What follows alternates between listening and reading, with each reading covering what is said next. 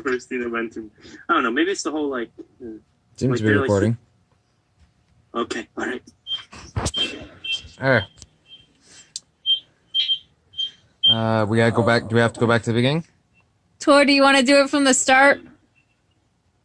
Let's take it from the top, y'all. Take it from the top. Mm-hmm. Take it from the top. Take two. From 4 hours later. Fangren comes strolling back through the woods, tired, sore, ready to sleep. He sees a path where it seems someone stumbled off his trail. Fangren stops and studies the trail for a bit. He looks toward home, then down the path of the likely lost and ill-fortunate traveler. With a sigh, he follows the trail. Ivy is still floating with the dolphins. As he walks, her first sees one shoe, then maybe 20 minutes later, another shoe. He picks up the shoes and keeps following the trail. He continues on, seeing a glove, then a sock, then a short sword, the contents each about 4 to 5 minutes apart. Grumbling, he collects the belongings. As he continues, he sees a very familiar dress. He eyes it suspiciously and picks it up, and now begins trying to sneak so as to not spook any activities. And then sees a corset laying untied, followed by the other glove and sock in the scabbard.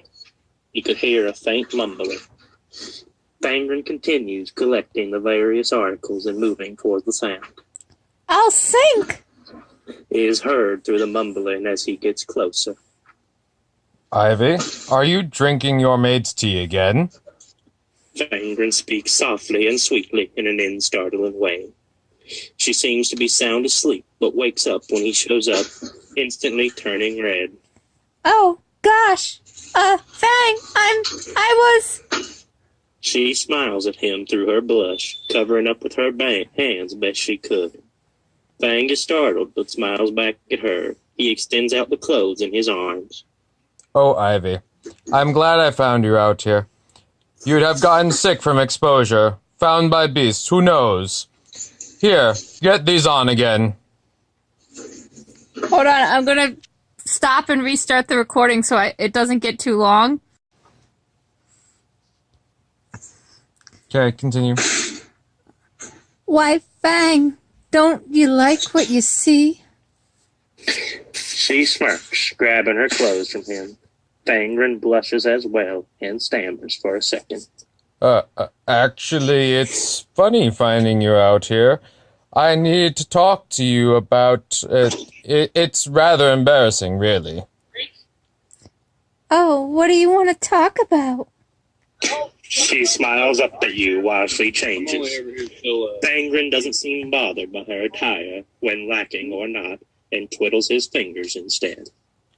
So, you know how I kind of gave you a tree the other yesterday? It has been brought to my attention that gift giving is a signal of interest and desire to pursue the course to mating.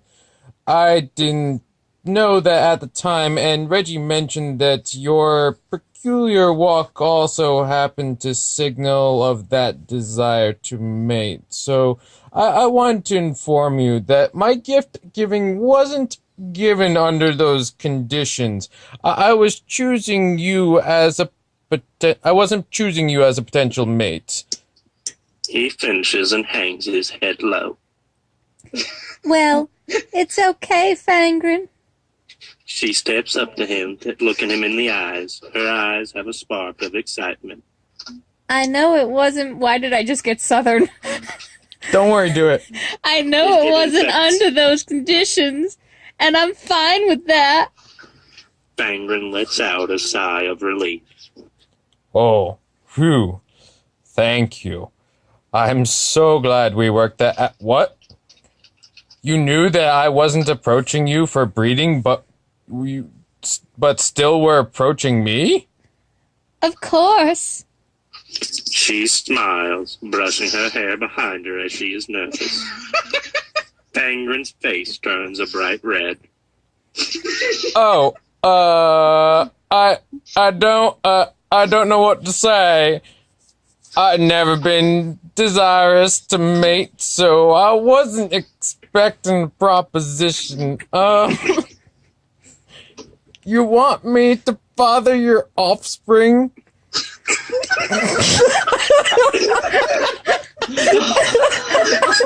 Do it. Not with you guys laughing. Wait, come on, guys, get it together. Oh, ribs. Ribs. They hurt. Or at least mute yourselves for the time being. No, I like hearing No, them laugh. actually, never mind. Yeah. Okay. So hold on. You want me to father your offspring? Well, you do seem to be a good specimen, bit narrow in the hips. Do you think you can bear half-giant children?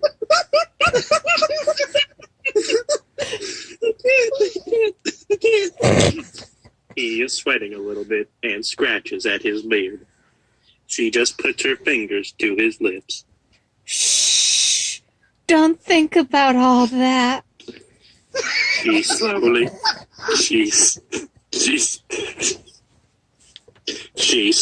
slides her finger off his lips. Fangren is dumbfounded. But isn't that what you were offering? I'd honestly prefer another Firbolg, but I would consider an elf. I'm confused. You don't want to mate?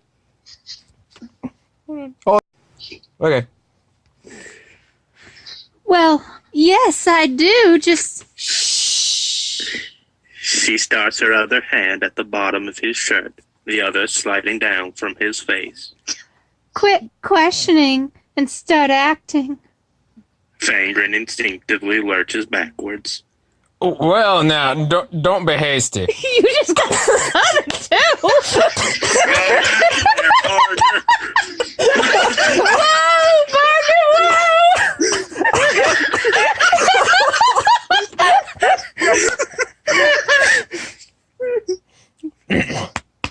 Well, now, don't be hasty. I just don't think I'm ready for such a big decision on the fly out here in the middle of the night.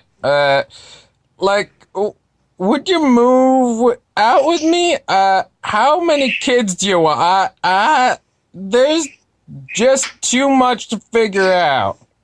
He continues backing away from Ivy, nervously, almost fearfully. Fangren, don't worry about all that right now. That's the future. Don't you just want to see what happens? She looks down slightly, not making eye contact and not following after. Fangren stops. His mind goes quiet. His body calms. He stands still looking at her. She looked hurt. Last thing Fangren wanted to do was hurt someone. Especially Ivy had always been so nice. She was an attractive elf, a wood elf at that. That was compatible at least. They should have the same interests and habitats. He walked back to her, an almost blank look on his face, eyes staring into hers. Ivy, He says quietly. it's just... Nature's never called me. I don't know these feelings that you must be feeling.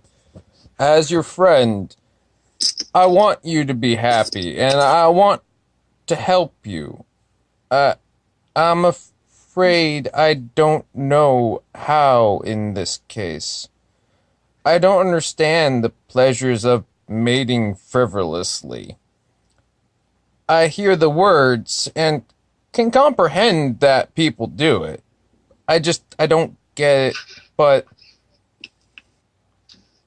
maybe you could show me what you mean? Only if you want, Fangren. She looks up at him, her ears perking up, and her eyes full of almost a hunger. Fangren's eyes don't leave hers. His face flexes in determination, and he grabs her hands. I want to know. Will you show me?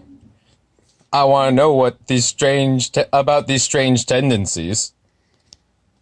As you wish, Fangren. She smiles and advances the west of the way to Fangren. This has been March of the Firbolgs. I'm